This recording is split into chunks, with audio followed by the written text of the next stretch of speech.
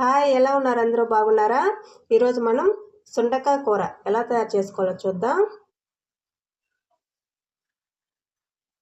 వీటిని ఏమంటారైతే తెలియదు, కానీ ఇవి చిన్న సైజు వంకాయలాగా ఉంటాయండి. ఇది ఆరోగ్యానికి చాలా మంచిది.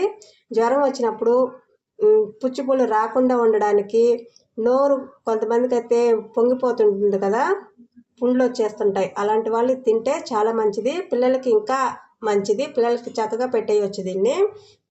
ఇప్పుడు వీటిని మనం చూడండి, వీటిని చిన్న రోల్లో వేసేసుకుని లైట్గా దంచేసుకోండి.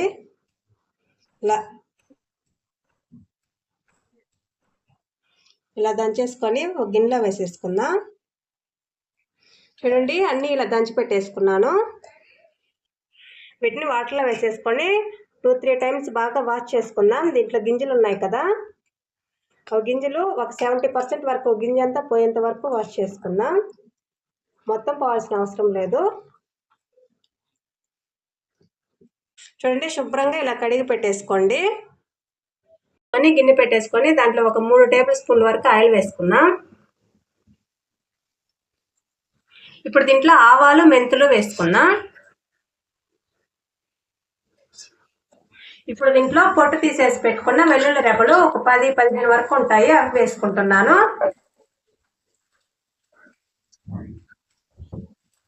ఇప్పుడు దీంట్లో మీడియం సైజ్ 2 ఆనియన్ కట్ చేసి వేసుకుంటున్నాను.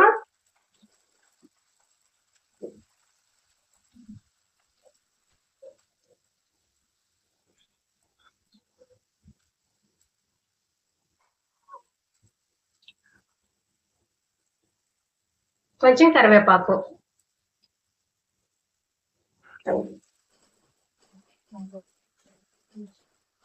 చూడండి, ఆనియన్ అనేవి ఒక 70% కుక్ అయితే సరిపోతుంది.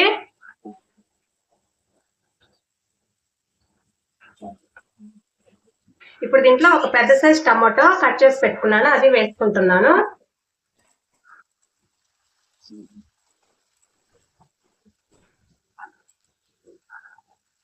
ఇప్పుడు దీంట్లో రుచికి తగినంత సాల్ట్,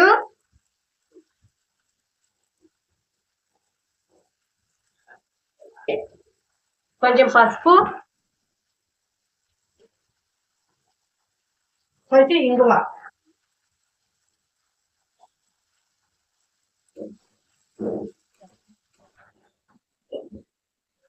చూడండి, టమాటా కూడా చక్కగా మగ్గిపోయింది కదా. ఈ టైంలో మనం రెడీ చేసి పెట్టుకున్నాం కదా సుండకాయ, అవి వేసేసుకుందాం.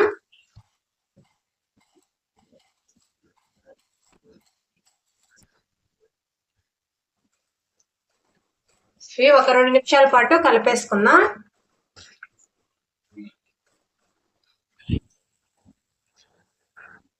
చూడండి, టమోటా, ఆనియన్, సుండకాయ చక్కగా మగ్గిపోయాయి కదా. ఇప్పుడు దీంట్లో ఒక స్పూన్ కారం,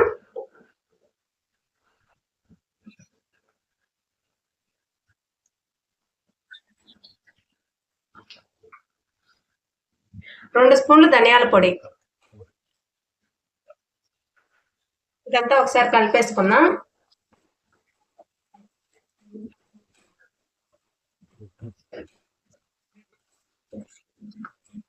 ఇప్పుడు దీంట్లో కొంచెం వాటర్ వేసుకుంటున్నాను.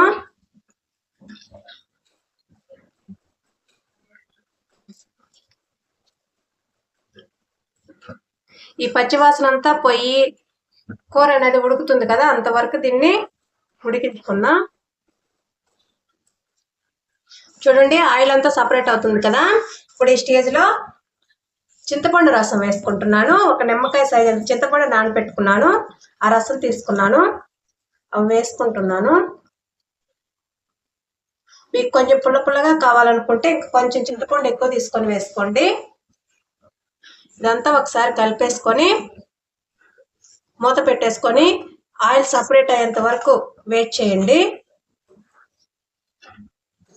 ఇలా అంతా చక్కగా కలిపేసుకొని మూత పెట్టేసి ఉడికించుకుందాం.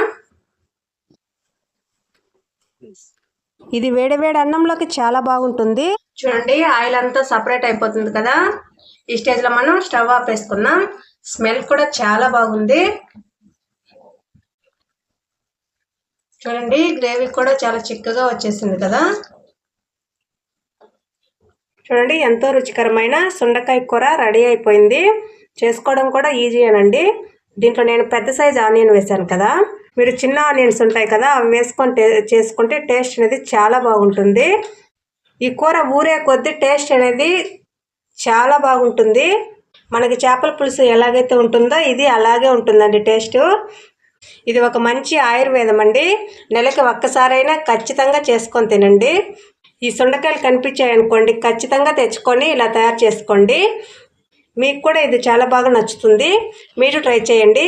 ట్రై చేసి టేస్ట్ అనేది ఎలా ఉందో మా కామెంట్ బాక్స్లో తెలియచేయండి. ఇలాంటి మరిన్ని వీడియోల కోసం మా ఛానల్ని సబ్స్క్రైబ్ చేసుకోండి. Thank you.